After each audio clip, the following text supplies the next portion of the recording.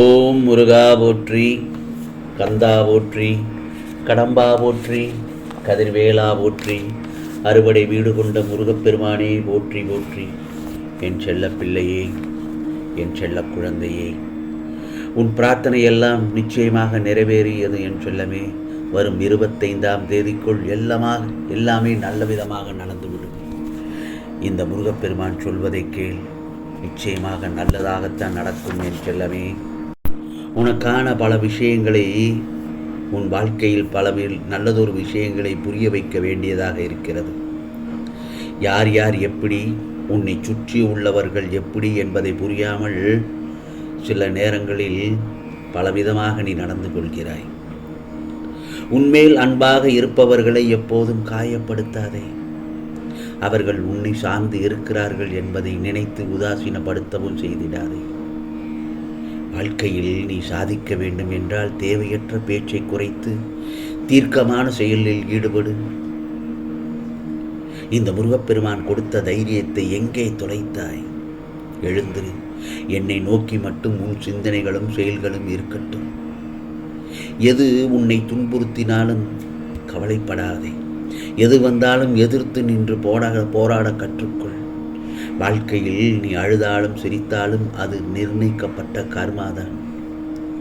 அதற்கான தைரியத்தை அந்த சமயத்தில் இந்த முருகப்பெருமான் நிச்சயமாக கொடுப்பேன். என்ன வேண்டும் நமக்கு? நல்லது நடக்க வேண்டும். நல்லது நடந்தால் சந்தோஷம் கிடைக்கும். சந்தோஷத்திற்கு நல்லது நடக்க வேண்டும். மனநிலையில், பொருளாதார நிலையில், இல்லத்தில் நல்லது நடந்தால் மட்டுமே சந்தோஷம் கிடைக்கும். அப்படித்தானே? எனவே நல்லது நடக்கும் என்று ஆணித்தரமான நம்பிக்கையும் ஒரு தீர்மானமும் தான் நல்லதை நடக்க வைக்கும். நான் சொல்வதை சற்று கவனமாக கேள். நம்முடைய வாழ்க்கையில் நாம் இந்த பிரபஞ்சத்தில் பிறந்தாச்சு. சின்ன சின்ன தவறுகளை அறிந்தோ அறியாமலோ செய்து விடுகிறோம். யோகமற்றதாக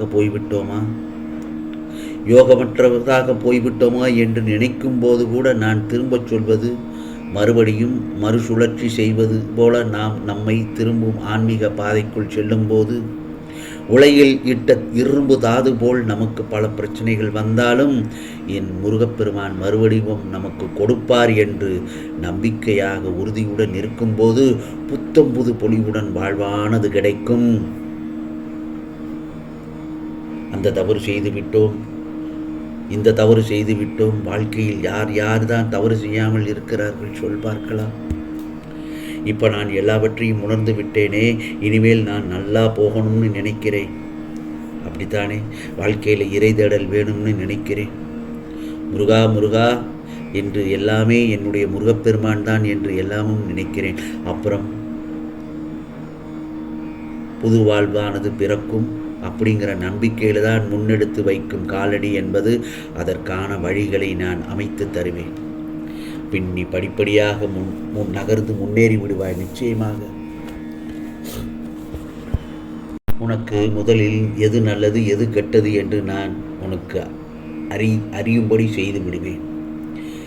சில இடங்களில் அலைபாயும் உன் மனதை என் பாதங்களில் சமர்ப்பித்து விடு என்றும் சொல்லியிருக்கிறேன். அதையும் செய்ய மாட்டேங்கிறாய். ஆனால் அப்படி செய்தால் என்னுடைய சக்தி எங்கும் நிறைந்திருக்கிறது. எனவே முழு பொறுப்பையும் என்னிடத்தில் ஒப்படைத்து விடு. முருகா முருகா என்று என் நாமத்தை நம்பிக்கையுடன் உச்சரிக்க வேண்டும். அனைத்தையும் உன் மூலமாகவே நடத்தி காட்டுகிறேன். உன்னிடம் நான் தட்சணை எதுவும் கேட்கவில்லை. நான் கேட்பதெல்லாம் என்ன தெரியுமா? நம்பிக்கையாகவும் இருக்க வேண்டும், பொறுமையாகவும் இருக்க மட்டுமே நான் சொல்வது. அதுதான் நான் உன்னிடத்தில் தட்சணையாக கேட்கிறேன். அது மட்டும் போதும். பிறகு உன் பிரார்த்தனையை நிச்சயமாக நிறைவேற்றப்படும். இது சத்தியம் என் செல்லமே. நான் உன் வீட்டிலும் மனத்திலும் கம்பீரமாக அமர்ந்திருக்கிறேன். நீ மனதாலே பூஜித்தாலே போதும். நீ நினைத்ததை நடத்தி வைப்பேன். நீ நினைத்த வேலை வாய்ப்பினை பெறப்போகிறாய். நலம் பெறுவாய். உறவுகள் உன்னை பாராட்டும். நான் நல்லதொரு அதிசயத்தை உண்டு பண்ணுவேன். நீ என்னுடைய பொக்கிஷம், கலங்காதே. நீ கேட்ட மாற்றம் நிச்சயமாக கிடைக்கும். யாருடைய உழைப்பும் உறவுகள் உன்னை பாராட்டும்.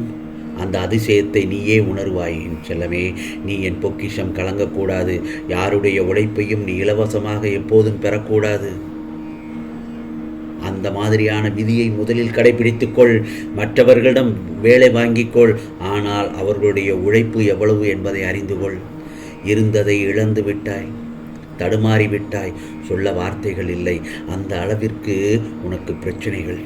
இவை அனைத்தும் உன்னை விட்டு விலகி அத்தனையும் மாறப்போகிறது. நிச்சயமாக நல்லதொரு விதமாக மாற்றப் போகிறேன்.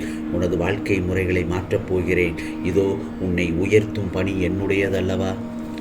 நிச்சயமாக ஆம் செல்லமே. வாழ்க்கையில் நீ இதுவரை அனுபவித்து வரும் அத்தனை கஷ்டங்களையும் தீர்ந்து உனக்கான வாழ்க்கையில் மகிழ்ச்சி கிடைக்கப் போகிறது. உன்னை எதற்கெதற்கோ கோபப்படுத்தி உன்னை துன்பப்படுத்தி நீ வேண்டாம் என்று ஒதுக்கிய உன் துணை நீதான் வேண்டும் என்று வரப்போகும் இந்த தருணத்தில் உன்னுடைய பழைய கோபங்களை எல்லாம் விட்டுவிடு. மனக்கலக்கங்கள் இல்லாமல் நீ அவருடன் சேர்ந்து வாழப்போகிறாய். ஆம் செல்லமே, உன் மனதில் இருக்கும் சந்தேகங்களையும் கோபங்களையும் முழுவதுமாக விட்டுவிடு. உனக்கு நடக்கும் அனைத்தும் நல்லதற்கே என்று நினைத்துக்கொள். உன்னுடைய துணை உன் அருமை தெரிந்து வரும் இக்காலத்தில் இந்த நேரத்தில் விவாதம் செய்யாமல் விட்டு கொடுத்து நீயும் அன்பாக இருக்க வேண்டும். இந்த வாழ்க்கையில் எல்லோருமே ஒரே மாதிரியாக இருந்துவிட முடியாது. ஒவ்வொருவரின் குணமும் மாறுபட்டுத்தான் இருக்கும். நீ எதிர்பார்க்கும் வகையில் உன் துணை இல்லை என்று வருத்தப்படுகிறாய். அன்பு பாசத்திற்காக ஏங்குகிறாய். உன் துணையின் பாசம் அன்பு உன்னிடம் மட்டுமே இருக்கணும் என்று நினைக்கிறாய். வேறு யாரிடமும் பேசக்கூடாது, முழுமையாக உனக்காகவே வாழ வேண்டும் என்று நினைக்கிறாய். இது தவறு கிடையாது. ஆனால் ஒருவர் மீது மட்டும் அன்பு செலுத்த வேண்டும் என்பது ஆதிக்கமாகும். அந்த ஆதிக்க குணத்திலிருந்து நிச்சயம் நீ விடுபட வேண்டும். மற்றவர்களின் மீது அன்பு செலுத்தினால் உன் மீது காட்டும் அன்பில் குறை ஏதும் வராது. ஆம் செல்லமே, நீ கவலைப்படாதே. மிகவும் சந்தோஷமாக வாழப்போகிறாய். உன் மனம் கலக்கங்கள் எல்லாம் தீரப்போகிறது. இனி உன் துன்பத்திற்கெல்லாம் விடை கிடைக்கப் போகிறது. உன்னுடைய மன உளைச்சலிலிருந்து விடுபட்டு சந்தோஷமாக வாழப்போகிறாய். ஆம் செல்லமே, அதற்கு இந்த முருகப்பெருமான் முழு பொறுப்பு. நான் உன் துயரங்கள், கஷ்டங்கள், வியாதிகள், பணப்பிரச்சனைகள், மனச்சுமைகள் அனைத்தையும் உன்னை விட்டு விலகும். கூடிய விரைவில் உன் எண்ணங்கள் அனைத்தும் நிறைவேறும். உன் இல்லத்தில் செல்வங்கள் பெருகும். உனது வளர்ச்சியையும் மகிழ்ச்சியையும் இந்த முருகப்பெருமான் பார்த்து கொண்டேதான் இருப்பேன். ஆம் செல்லமே, வாழ்க்கை எப்போதும் எல்லோருக்கும் ஒரே மாதிரியாக இருக்க மட்டும் என்று நினைக்காதே, எதிர்பார்க்காதே. நிச்சயமாக உனக்கானதெல்லாம் இந்த முருகப்பெருமான் உன் இல்லத்தில் நல்லதொரு நிகழ்வினை, மங்களகரமான நிகழ்வினை நிச்சயமாக நடத்தி காட்டுவேன். இது முருகப்பெருமானின் அருள் வாக்கு, சத்திய வாக்கு. உனக்கானதெல்லாம் நிச்சயமாக நல்லது நடக்கும். நல்லது மட்டுமே நடக்கும். அதுவும் நன்மையாகவே இருக்கும். ஓம் முருகா சரணம். ஓம் முருகா சரணம். ஓம் முருகா சரணம்.